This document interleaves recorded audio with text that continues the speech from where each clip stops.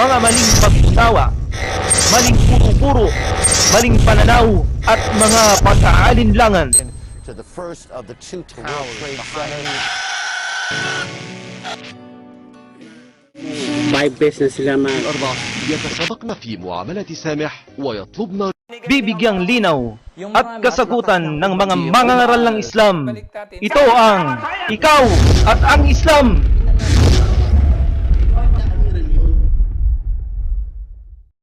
Bismillahirrahmanirrahim. Alhamdulillahi Rabbil Alamin. Wassalatu wassalamu ala ashrafil anbiya'i wal mursalin nabiyina Muhammadin wa ala alihi wa sahbihi ajma'in. Assalamu ala man ittaba'al huda.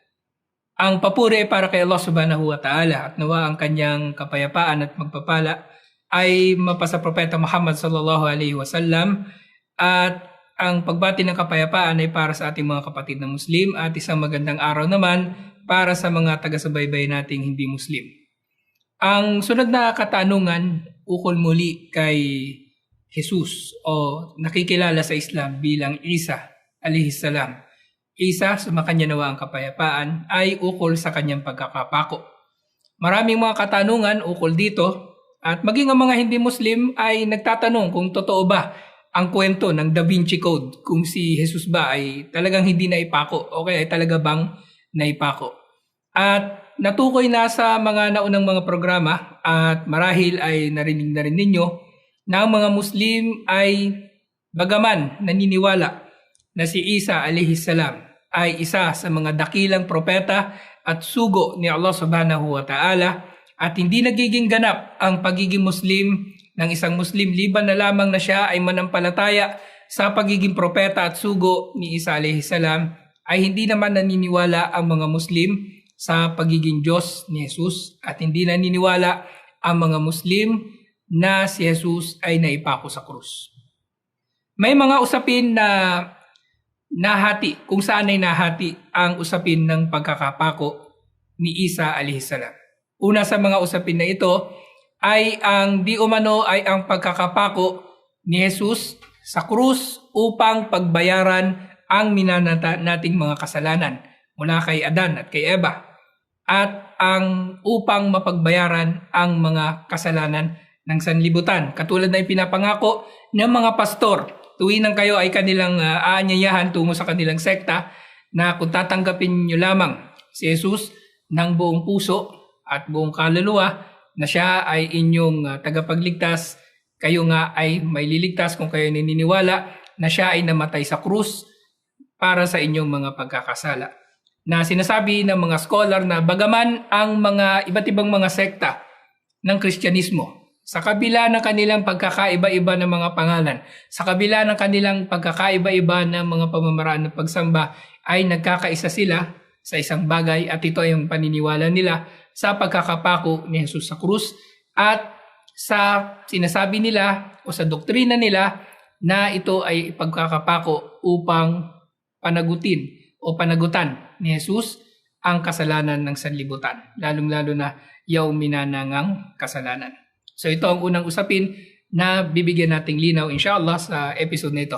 At pangalawa ay sa usapin mismo ng naipako ba talaga si Jesus o hindi. Sa paglilinaw natin unang-una sa usapin ng pagkakapako di umano ni Jesus sa krus upang pagbayaran ang minana nating kasalanan o ang kasalanan ng sanlibutan para doon sa mga maniniwala kay Isa alayhis salam. Sinabi ni Allah subhanahu wa ta'ala, "Wala taksibu kullu nafsin illa 'alayha wa la taziru waziratu wizra ukhra." Na walang makakamit ang sino man liban na lamang na kung ano ang para sa kanya, at hindi maaari na ang isa ay mananagot sa kasalanan ng isa pa.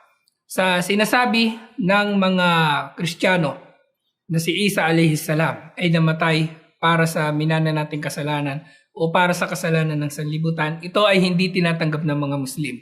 Dahil ito ay kawalan ng katarungan o pagsasangkot ng kawalan ng katarungan kay Allah subhanahu wa ta'ala na hindi maaaring mangyari. Dahil tunay na si Allah subhanahu wa ta'ala ang pinakamakatarungan sa lahat. At si Allah subhanahu wa ta'ala hindi nga natin maaaring pagbintangan ng kawalang katarungan. Dahil paano mangyayari na ang isang anak ay mananagot sa kasalanan ng kanyang ama o ang ama ay mananagot sa kasalanan ng kanyang anak. Kaya hindi natin maari na ikatwiran ang ganito. Kaya ang ganitong katuruan na hindi tinatanggap ng mga Muslim. Ukol naman di umano sa pagkakapako kay Jesus sa krus ay hindi ito pinaniniwalaan ng mga Muslim. Hindi pinaniniwalaan ng mga Muslim na si Jesus ay naipako sa krus. At kung mapapatunayan at tatanggapin lamang ito ng mga tao, ay tunay na ito ay sinasabi ng mga scholars na magiging pagkatibag ng pundasyon ng kakristyanuhan. Dahil lahat nga sila ay naniniwala sa pagkakapako ni Jesus sa kabila ng kanilang pagkakaiba-iba. Ano ba ang sinasabi nga ni Allah subhanahu wa ta'ala ukol sa pagkakapako ni Isa alayhi salam? At sinabi nga niya, sinabi ni Allah subhanahu wa ta'ala, wa qawlihim inna qatalna al-masih Isa ibn Maryam Rasulullah, na ukol doon sa sinasabi ng mga tao, lalong-lalo na nga ng mga Hudyo na nababanggit sa kasaysayan na sila mga nagplano sa pagpatay kay Isa alayhi salam sa pamamagitan ng pagkakapako, katulad ng ginawa nila sa iba pang mga propeta, dahil tunay na ang mga Hudyo ang isa sa mga pangunahing kaaway ni Allah subhanahu wa ta'ala. Mga tao na nakikilala sa katigasan ng kanilang mga ulo, mga tao na nakikilala sa kanilang kawalan ng pananampalataya at sa pagpatay nila sa mga propeta.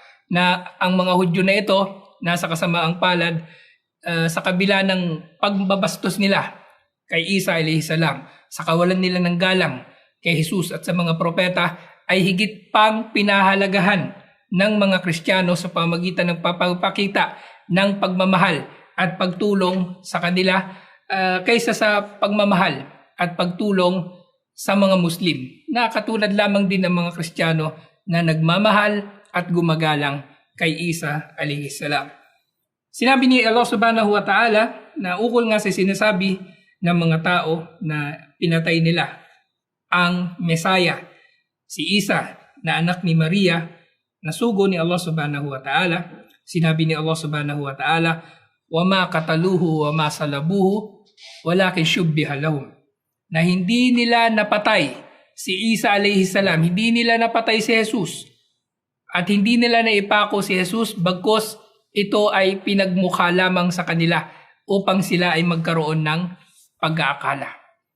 Sinabi ni Allah subhanahu wa ta'ala, malinaw, hindi nila pinatay, hindi nila napatay, at hindi nila naipako si Isa alayhi salam sa krus. Kaya bakit maniniwala ang mga Muslim na si Jesus ay naipako sa krus, at bakit kami maniniwala na si Jesus ay naipako nga para sa ating mga kasalanan? Kaya inanyayahan ko kayo na magbigay pa ng iba yung pansin sa mga susunod nating mga sasabihin upang kayo, mga kababayan natin, mga hindi Muslim, ay higit pang malinawan sa usapin na ito. Dahil ang layunin natin sa pagtukoy o pagsisiwala sa usapin na ito ay hindi bilang paninira sa inyo o sa inyong relihiyon o sa inyong kasulatan o paninira kay Isa alayhi salam, dahil ito ang katotohanan. Walang ni isa sa kanyang mga disipulo ang nakakita ng pagkakapako. Noong hinuli si Jesus ng mga sundalo ay tumakas lahat ng mga disipulo. Kaya ang mga tao sa panahon na iyon ukol sa pagkakapako ni Jesus, karugtong nito sinabi ni Allah subhanahu wa ta'ala, wa innal ladina ikhtalafu fihi la fi syakkin min. At tunay na ang mga tao na nagtalo-talo kung ano ba ang totoong nangyari ay nasa kalagayan ng pagdududa. Hindi nila tiyak kung ano ba talaga ang totoong nangyari, dahil walang ni isa sa mga disipulo ni Jesus, kahit mga Kristiyanong mga historian ay magsasabi na walang ni isa sa mga disipulo ni Jesus ang nakakita ng pagkakapako kay Isa alayhi salam. Kaya nga, ang mga tao ay nasa pagdududa kung totoo ba na nangyari ang mga ito. Ngayon, ikakatwiran marahil ng mga Kristiyano, paano yung nakasulat sa Biblia? Paano yung nakasulat sa Mateo o sa kung ano pa man noon sa Bagong Tipan? Ang mga tala sa Bagong Tipan ukol sa pagkakapako ni Jesus ay pawang nakakapagbigay ng pagdududa, dahil nakapagdududa din mismo kung sino ang nagsulat ng mga tala na ito na hindi mapatunayan ng kahit mga eksperto sa kasaysayan o kahit na mga tao na may mataas na katungkulan sa kanilang mga simbahan na ang mga tala na ito ay pawang mga totoo. At sa pagpapatuloy, sinabi ni Allah subhanahu wa ta'ala na malahum bihi min ilmin illa tiba'ad dhan, na wala silang nalalaman ukol dito at wala silang sinusunod liban na lamang sa kanilang mga pag-aakala. At tunay mga kababayan, hindi maaari ng ating doktrina, hindi maaari ng ating pinaniniwalaan ay ibabatay natin sa pag-aakala.